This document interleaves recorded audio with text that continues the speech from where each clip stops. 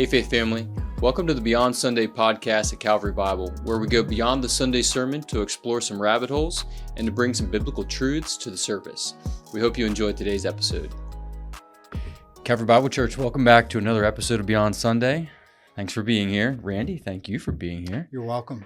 I have had more than one person now start to feed me jokes. Good, I bet. Okay, so you ready for this It's like week's? an epidemic. It's a Here virus. we go. This is not a Madeline joke, Okay. but it's kind of like on that par. I love Maddie and her jokes. What's the difference between an alligator and a crocodile? Wow, I could name a lot of descriptive issues. But I'm thinking of gonna one. Say no. One will see you later, and the other in a while. Oh, that's really good. I thought that was These that's jokes clever. it's worth showing up for Beyond Every week, Sunday just to hear these jokes. I think. Yeah. My it's worth guess, Faith Family, is that when he wakes up on a Tuesday morning, Mm. one of the first things after he prays the Lord's Prayer is, Dear Jesus, please come back before I have to listen to one of Jonathan's jokes. Is that what you mean? No, I was Oh, going to okay. go another All right, direction, okay. but I think Yeah. they know. Yeah, you know. But the real reason we're here is to get back into last week's sermon. So the Hardworking Faith series Beyond Sunday. Yeah. and what that means for us beyond Sunday. Mm-hmm. So hardworking faith. So question for you, number one, diving right in. Point one this week was the only thing that counts for a Christian, right? And according to the passage, faith was the thing that counts. Faith working through love. Right. It's the only thing that counts. Right. Yeah. Faith working through love. And that's so kind of where my question is. Uh-huh. Can you clarify, what does that count for? Does it count for salvation? Does it count for like our works pleasing God and So rewards like we've talked about? it's the best term would be to use righteousness, which is in verse 5. Mm-hmm. So nothing else. In verse 6, circumcision doesn't work. Uncircumcised. So whether you're circumcised or not, which was a big deal for the Jews back in the day, in the Old Testament times in particular, under the law, neither being circumcised or not, that doesn't mean anything. Right. So as I tried to say, you got probably the top law, because there was a word play that, if you didn't circumcise, if you didn't cut off, then you would be cut off. So there's that word play. So even something that is that important for keeping the law, that very important law, that doesn't matter. And so verse 6, the only thing that counts is faith working through love. It's the only thing that counts for any hope of righteousness. So when you have verse 5, we ourselves eagerly wait for the hope of righteousness. That's the contrast to any other way of looking at righteousness. So it's either faith, a faith that works a certain way in this case, or it's works. And what we're learning from Paul in chapter 5 of Galatians is there is no kind of religious activity or work that can create or result in a righteousness that God accepts. Okay, so that's helpful. So just to recap what you're saying is that it counts for righteousness. So to be declared righteous in God's eyes, the only thing that's going to count or get us there would be faith through love.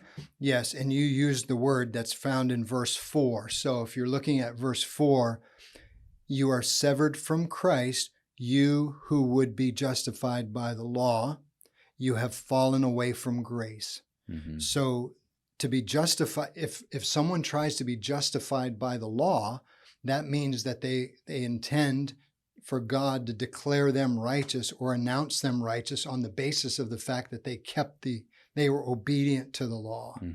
And again, in this text, remember, if you accept one law as your basis for righteousness, you're obligated to keep the whole law. That's verse 3. And that's, well, it's all impossible. Which we talked about Sunday, that no one can do that. Right.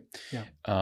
So what would be, circumcision, I don't think many people are basing their salvation on circumcision. I don't know anybody. No, sure, they're out there, but whatever. I said Sunday. That's not our issue. No. So what would be some circumcision level type things that people are like, yeah, that's what I'm banking on. So you may recall what I said on Sunday was the tendency for someone to say, I do believe in Jesus, but I don't think I'm good enough to make it. Mm-hmm.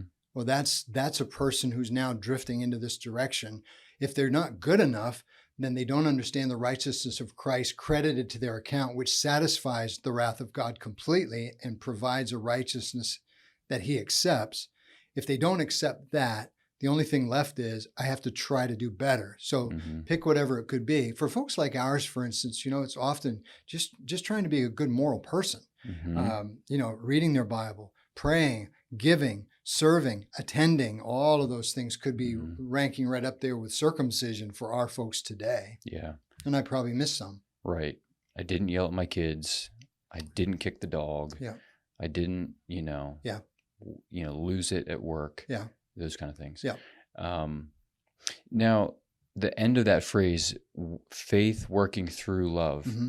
So that through love, Mm-hmm. this is just a personal thing that I can never really land on, or it's never super clear, just prepositions. Mm-hmm. So like, how's that through love? And maybe that preposition, I don't know what it is in the Greek, but how's that preposition affect this love and its relationship to faith? It does. Okay. So the preposition, first of all, I just wanted to double check. It is the one I thought. It's a very common one. You may remember dia, that common preposition through, which I would say this is faith working through it or by it. Love is the vehicle through which faith works. So the vehicle through which faith works. The vehicle through which faith works. Yeah. So would you say that a primary defining characteristic for faith should be love? That'd be another way to think through it. Yeah.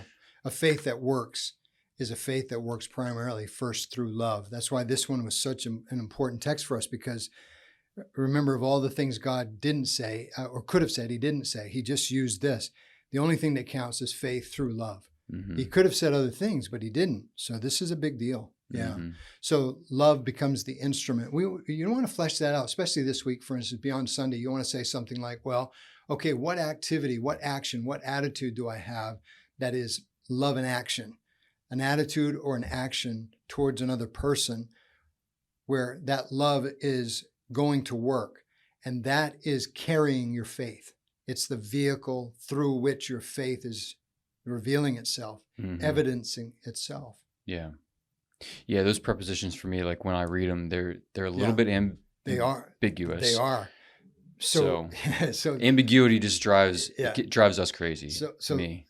Last night, right after supper, I said, I just need a little bit of time to shore up one thing before we went on to something else. And so I was focused on the preposition that are coming up this coming Sunday in Ephesians 2:1-10. And so dead in your trespasses and sins is early on in that paragraph. And I wanted to nail down, what is that preposition doing? Yeah. What's the relationship between the death and the trespasses and sins? And so I spent a lot of time on that, just going through the options in the Greek text, the syntactical options for that. So this is another one this one's a tad easier than the one I had to tackle last night, but it is still love carrying faith. The vehicle through which faith is being carried, being evidenced, being active, something like that. Yeah, no, that helps. So somewhere in the middle of the sermon, I wrote down, you said that part of this faith working itself out through love means being accessible and being vulnerable. Okay, the eye roll. If you're listening, Randy rolled his eyes. I did. So can you let's talk about that. What's that look like?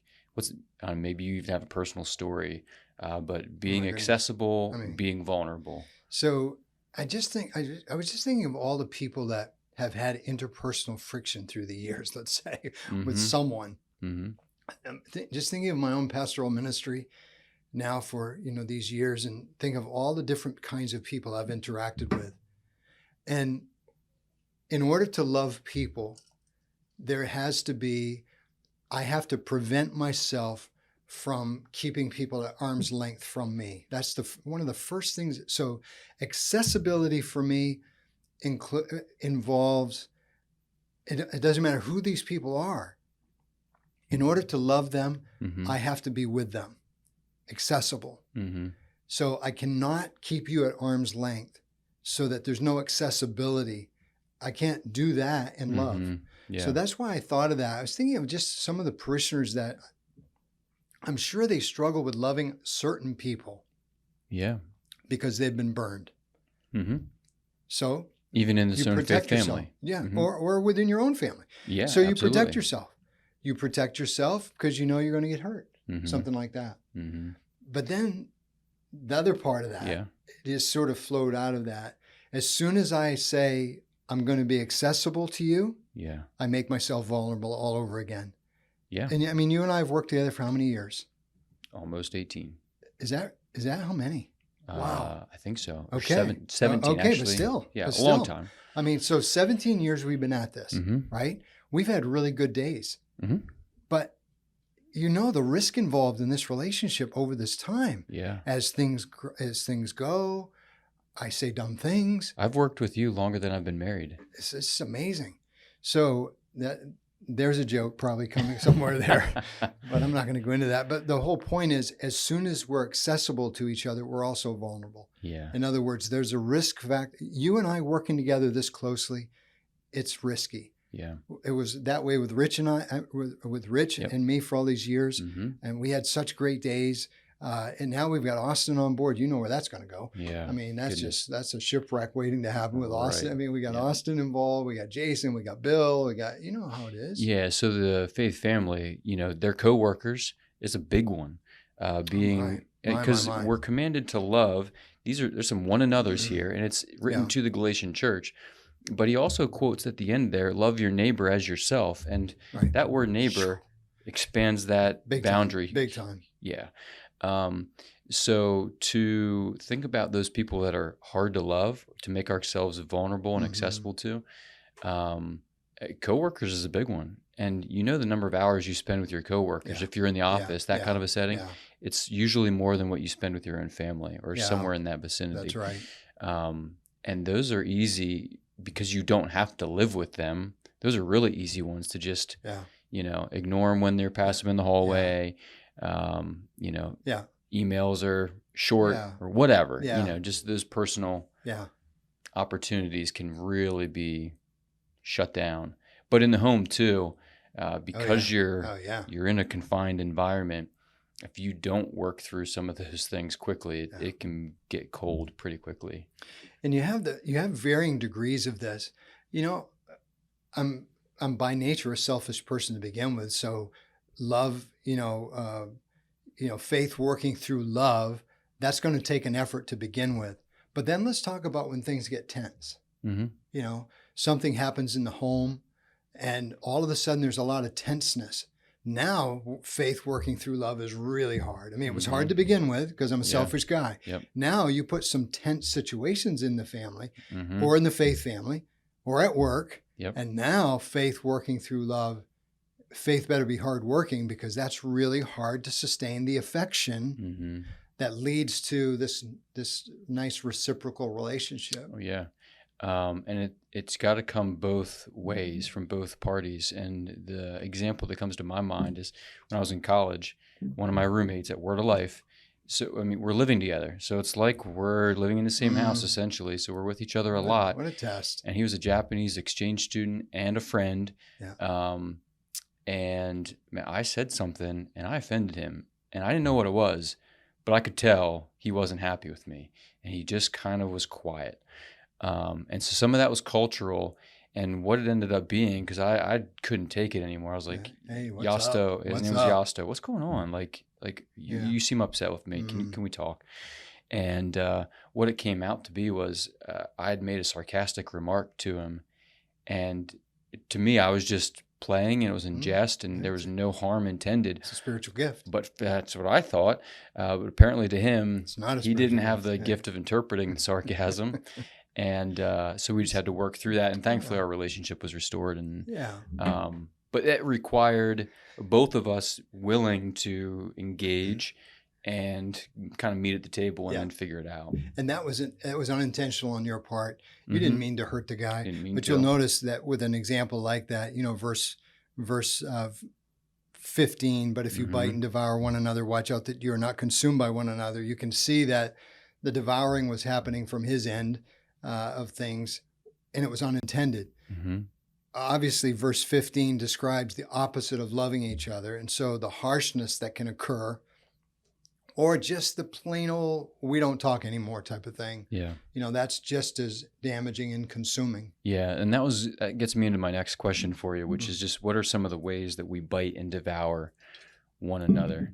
Like what are some of the primary ways that we see that come out? Yeah. The first one's avoidance, which is very passive. It's just avoidance, period. Mm-hmm. So, the relationship's not there. Yeah, your coworker, he's down the hallway. You walk by his office and you just look the other way, or you don't even pass his office. You don't want anything to do with that person. Right. The more frequent, though, is if I'm not loving a person, then my words and my actions are going to show that as well. In other words, they're not going to be kind. They may not necessarily be, rude, mean-spirited, but they're just not kind. So we can play around that soft spot, that gray area of, I'm really not hating the person, but I really don't love them. So my words and my actions are sort of that middle ground, which the Bible doesn't give us. Mm-hmm. And then out and out anger, bitterness, coming out verbally. So that, those are just some of the things that can happen. Mm-hmm. And the whole atmosphere is wrong. I mean, if you and I had to come into this room every Tuesday, because we usually record this like Tuesday afternoon, let's say at 1:30. If we had to come into this room like this and we weren't doing well, it would not. It's just not going to feel. No. It's not going to feel good. No, so, I would dread that. Yeah, I mean that'd be nasty. No, it would. There's no fun in that. No, not at all. And I think some of the things that play into that. I made a short list myself. Yeah, good, thanks. Pride. So that is a prideful attitude where, I'm just better than that person, or like a moral superiority. Yeah. Like when I begin to think of myself as better than someone else, which, scripture tells us not to do. And wasn't it last week or 2 weeks ago that we talked about that? Before we even get to the gifts. Yeah, don't think of yourself more highly than you ought to think. Yeah. Because you won't serve people if you do. Exactly. So that prideful attitude. Another one was just when we leverage power or leverage the authority when we have it. And one of the ways we had talked about that a little bit already is when someone does wrong to you, right? So my Japanese roommate, he could have held that over me and chosen to not re-engage our relationship and just really made me suffer through it. But he chose not to. Yeah. Right. So whatever it is, if someone's offended you, loving them might mean letting them, because you do have the upper hand. Think of it in a marriage. If I do something to offend Rebecca, if she chooses to not forgive, it's always kind of like hovering over me, and I feel like I've got to, do something to earn her favor back. Okay. But when she forgives, it's suddenly the air's clear, the table's clean again, and we're back to square one. Yeah, that's so true. And then the other one, which we've already talked about, was just sarcasm. Just that when they're not unintentional, that can be a really harsh, passive way to just get at somebody or talking behind their back. That's gossip. Mean-spirited then. Absolutely. Yeah. I'm wondering if you have any examples, though, of biting and devouring that would be in par with circumcision here. Like, because that's the example that he starts off with, like this self-righteousness, this placing their confidence in moral good, the doing of religious acts like circumcision. And can that come out? Have you seen any, or do you have any examples off the top of your head of how that would? No, I'm just trying to think about what's happening in the context around Galatians, which we did nothing with that, and just for the sake of time. There was nothing critical. We were able to make sense of the meaning of the paragraph. But I think that in Galatians 5, what's coming up immediately after our text is walk by the Spirit, Mm-hmm. and you will not gratify the desires of the flesh. So what Paul is after is, instead of the biting and devouring, be Spirit-controlled people in the way in which you don't allow your flesh, your carnal nature, as we talked about earlier in our text, Mm-hmm. to become, if I remember correctly, to be this camp, this headquarters, this base of operations for your sinfulness to come out, which is what we had in our text, right? Mm-hmm. So,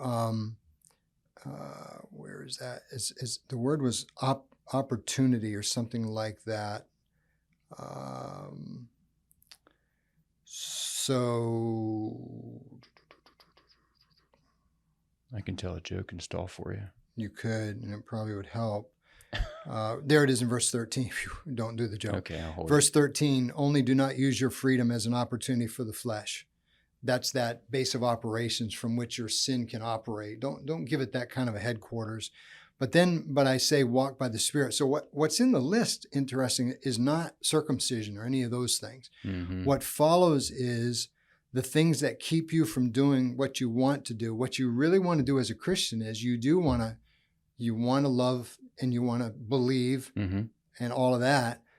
But if you're not led by the Spirit, then what's going to happen? The works of the flesh, and here's the list. Mm-hmm. So sexual immorality, impurity, sensuality, idolatry, sorcery, enmity, strife, jealousy, fits of anger, rivalries, dissensions, divisions, envy, drunkenness, orgies, and things like these is the way to, Mm-hmm. after the long list. It's like, Yep. there are other things like this.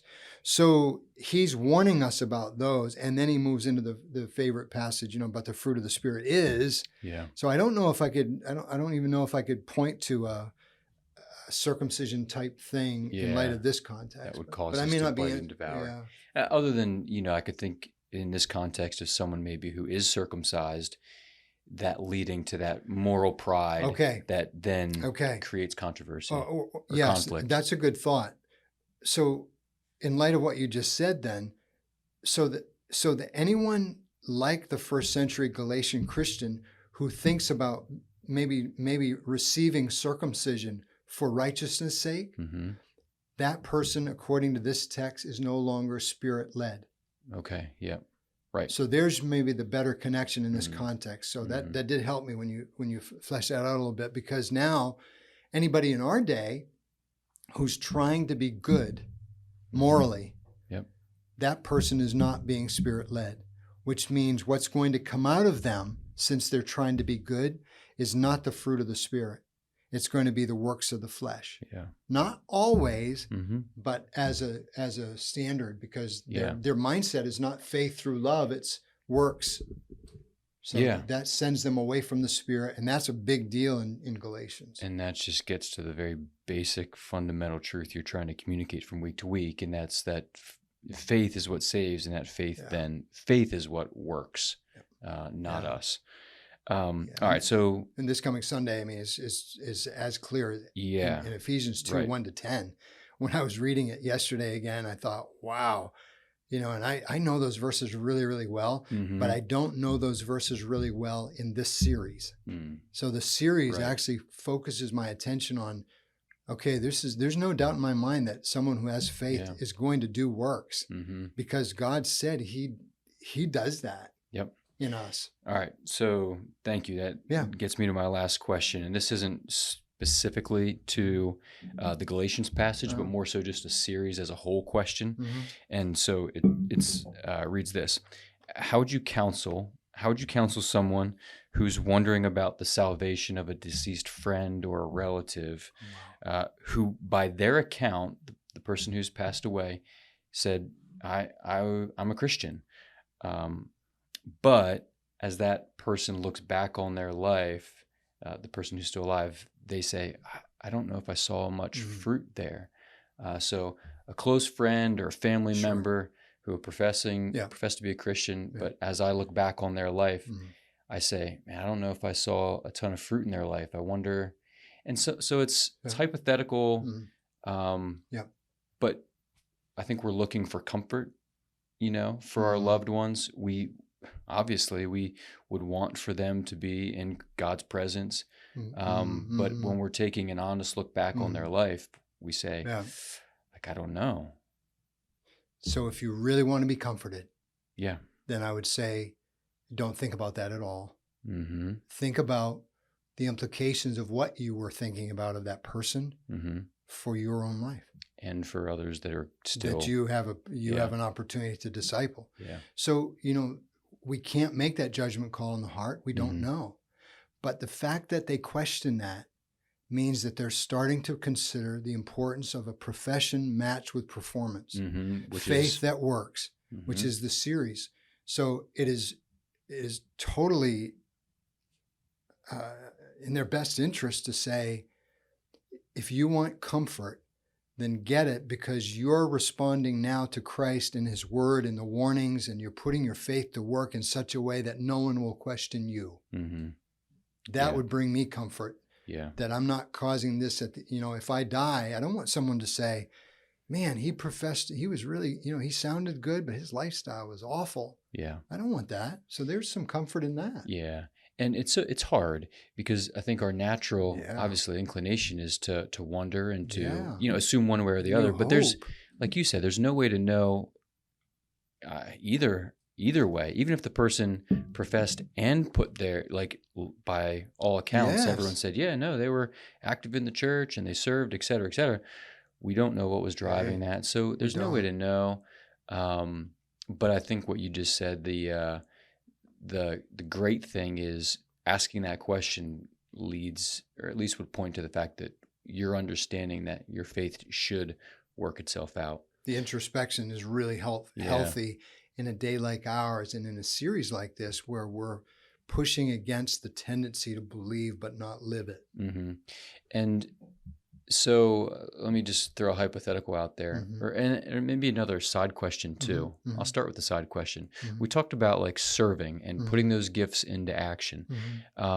Most of those gifts can be, those spiritual gifts can be put to work at the church. But then one like the gift of evangelism, that's primarily, if not exclusively, outside of the church. So that would be one where someone's gift isn't being noticed necessarily in the church, by you or me, unless there's testimony of it. Would you say that's... I always have fun with these type of questions, because, for instance, if I said, is evangelism a gift? Can you find that in the gift list? Isn't it in 1 Corinthians 12? I don't know. I'm asking you. Yes. Try to find it. Oh, goodness. Getting grilled. No, it's not. I should turn the right way in my Bible. Yes, go. Yeah. Acts, Romans, 1st and 2nd Corinthians. There we go. Yeah. In 12. Actually, I would say...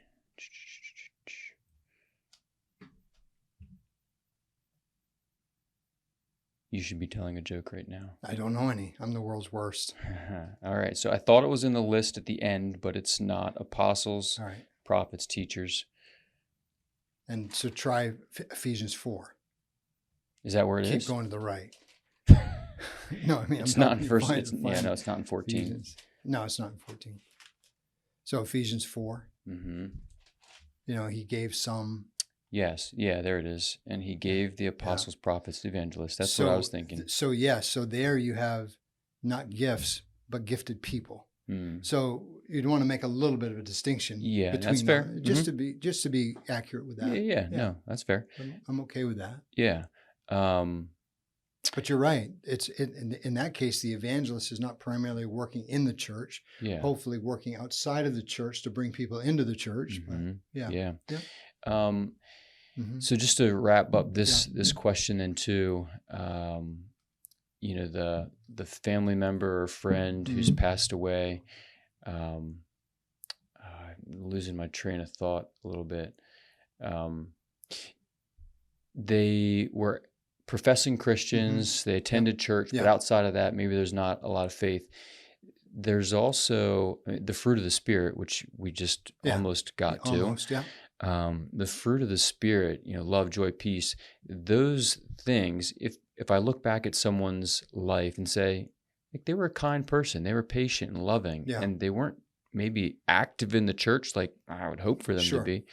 But those fruits of the Spirit, of just being a kind, generous, hospitable person, those can be driven by the Spirit, Yeah. and they can also be driven by the flesh. Yeah. And I think the reason I bring that up is I'm trying to comfort that person Yeah. who's saying, You are. Yeah. Were they saved? Yeah. At the end of the day, the answer is Yeah. we don't know. No, we And don't. we can't know. No. And we have to rest in the fact that God is good. He's Yeah. sovereign, Yeah. and their life is in His hands. Yeah. Um, And you hope that there was some evidence of life in their profession. And that's for all of us. I mean, that's why I think the angle is, if you really want to be comforted, use that angst to make sure that you do not, or put it positive, use that angst to drive you to a faith that works type of lifestyle so that you meet the correct criteria that's in the scriptures. It's all over the scriptures. yeah. I didn't have any trouble getting to that. I was sharing with one of my colleagues yesterday, and he said, wow, that sounds like a neat series. I said, I had no idea there was this much emphasis on this throughout the letters of the New Testament. Mm-hmm. I mean, I pulled up like 13 or 14 different texts that are faith working. Yeah. So it's a lot. Yep. It's pretty clear. I mean, it should drive us to find that. And what we'll do through the summer, Lord willing, is keep talking as we did on Sunday.